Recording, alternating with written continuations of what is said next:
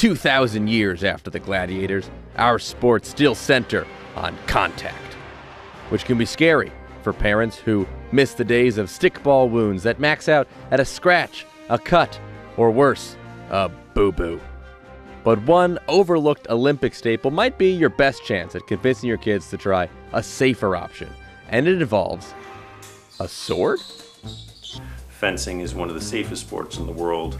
I would call a baseball bat a weapon, and I would not call this a weapon. This has all sorts of safety features so no one gets hurt when they use it properly. Yeah, I think worst case scenario, this is shish kebab. You heard him. Paul here, who wrote the book on fencing, says even America's pastime is more menacing. Although, let's admit, this sport doesn't have a Mickey Mantle or a Mookie Betts for kids to fall in love with.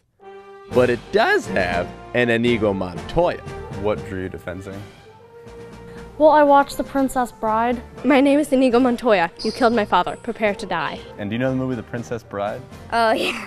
My name is Inigo Montoya. You killed my father. Although she does sound a little too excited, there's clearly evidence that the old swashbucklers can still inspire. But let's get one thing straight. These are not actually swords. In fact, they are apparently closer to game show buzzers. It's got a wire glued down into the length of the blade, a very fine wire. But this is essentially a doorbell built into a metal stick. You press the doorbell and the machine buzzes. And that's how you know you've been hit, as opposed to the old-fashioned method, ow. But that's just one of the many safety options for this sport. If you take your right foot, and you see this strap here, you can put your foot through that. That jacket has higher puncture resistance than just cotton or nylon. That has bulletproof material in it. This is bulletproof? No, but it has the same sort of material in it. So these masks, these are steel. Nothing's gonna get through this. Of course, before you actually duel, there's the whole sport part. Getting in shape for long rounds of jousting back and forth. This can involve activities like jump rope, medicine ball exercises, and even kosher hot potato. You know, we call that in my country, What? the hora. Do this, hold hands, little circle. L'chaim. Once you are conditioned, protected, and have the proper footwork, only then can you pick up your epee and learn to be in like Errol Flynn. So first we need that nice on guard position. So on guard. On guard. All right. Now, we're just gonna move a little bit.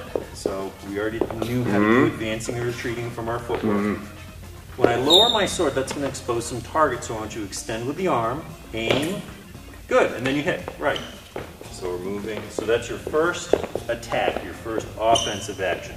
Oh. Ah! After intense training, you are finally ready for your first opponent. Huh? Talking to me? Hua! Hua! Mine was Paul's wife, Camilla, who is the coach at Northampton High. Please help me. Whoa!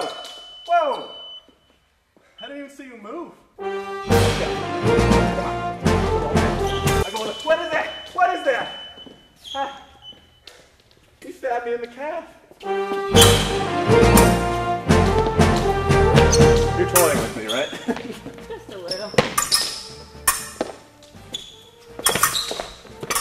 Why can't I hit you? So, even though if this was Monty Python, I would have 45 flesh wounds after this battle, you can see I withstood 0 boo-boos, and actually got a workout in too.